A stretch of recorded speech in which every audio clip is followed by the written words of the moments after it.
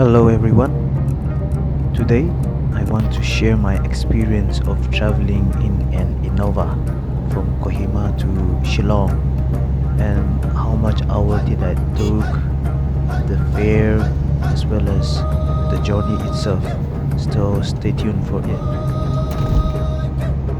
Now if you want a good seat, for example the front seat of the car, you would need to book your ticket in advance. The Innova is a seven-seater and I was privileged to sit at the front because I booked my ticket I think around 3 or 4 days ahead of my travel. And so because of that, I was privileged to have the better view and also sit very comfortably. Now coming to the road condition, people who have traveled between Dimapur and Kohima might already have some clue about it.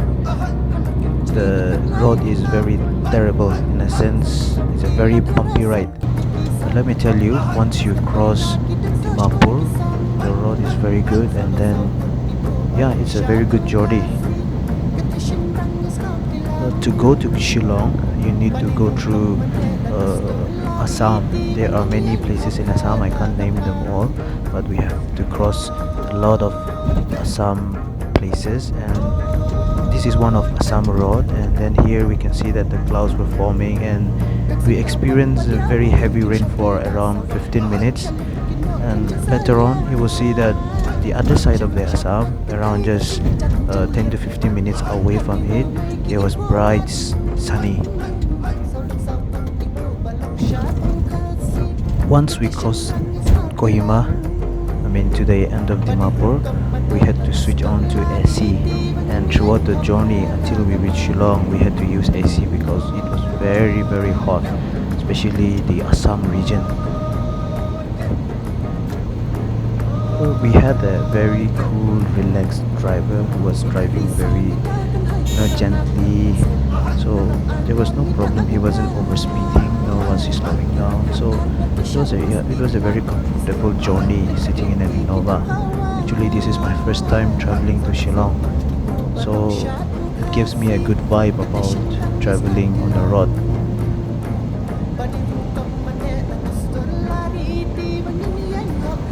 Now, as you can see, we experienced heavy rainfall and it lasted for around 15 minutes. I can't show you the whole clip, but even the roads were like partially visible because it was a very heavy rainfall. One interesting thing that I saw was the big tree that you see on the other side of the road. Many two-wheelers get parked there when it is too hot or like if it is very heavy rainfall, because this tree acts as a shelter for them until the rain stop or until if the sun is too hot.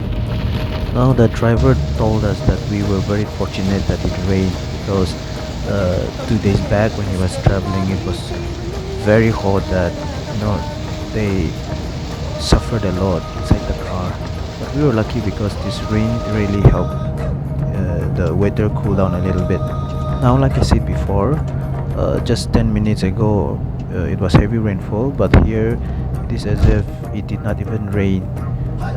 It was still hot in this area. I don't know which part of Assam is this, but just one location, but quite a different weather. Up ahead is a toll tax collecting booth, and as you can see, the driver told me that in every toll I think he had to pay around 50 bucks. So throughout his journey he spent around 300 to 400 rupees just in giving taxes to this toll tax collector. Now, as you can see, just after we gave the toll tax, it was around 5 minutes away. Again, it started to rain very heavily. So this is also a part of Assam. Assam is big, definitely, but one district of Assam, and then they're having different weather. Interesting.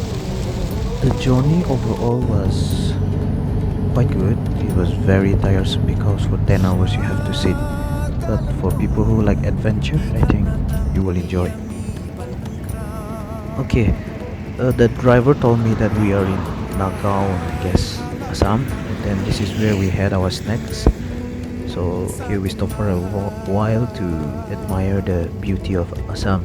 It was very hot outside, but I just get out to catch a glimpse of it. Then we stopped in a dhaba called Santosh Dhaba. By now we had already traveled 6 hours of non-stop traveling, and then the driver told me that from there, from Nagaon, we have to travel for another 4 more hours, and then in a glimpse I will show you the rest of the journey. Now we are about to enter Shillong area. This is like a welcome gate. We are already in Meghalaya, but we have not reached Shillong yet. So we are already stepping the foot in Meghalaya area. For people who are new, Shillong is the capital of Meghalaya, and let's see. I was told it is a very beautiful place, so I'm going to visit that.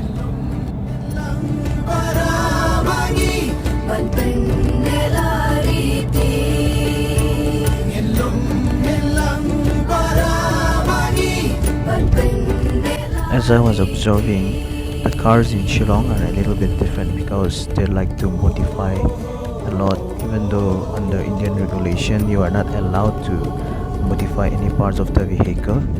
I don't know, the Shillong people really loves modifying. They put up big rims, big tires, and then modify a lot. So you will see it as we enter Shillong.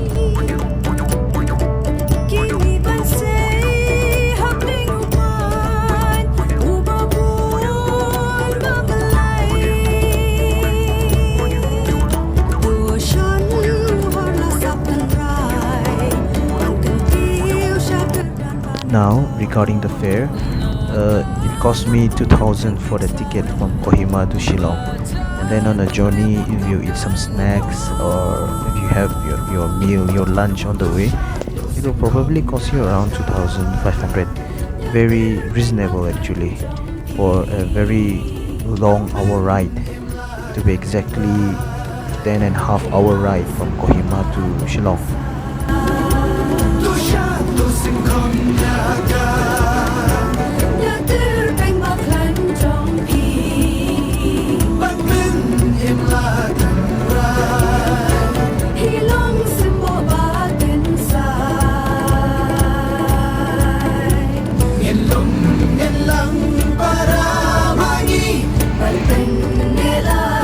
Now we have finally entered Shillong area. As you can see, there are small stalls there. I think this could be one of the park or nature resort where people come.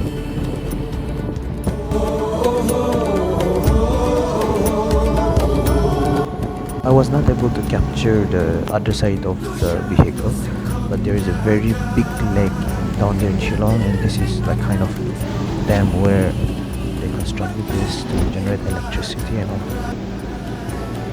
Now the higher you go, the smaller the road becomes.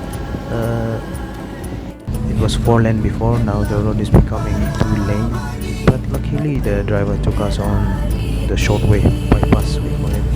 So this is a very steep up climbing zone. It was a little bit scary for the first timer, but if you like views, you will definitely love this area. We are actually finally entering the Shillong town area, and as you can see, those buildings being constructed. If you go up, there are lots of buildings and then not congested, so I think people started coming down the main road side. Finally stuck in the traffic. I had to spend around 1 hour on this traffic for it to clear, but it was a good journey. Stay tuned to see what I did in Shillong. Bye bye.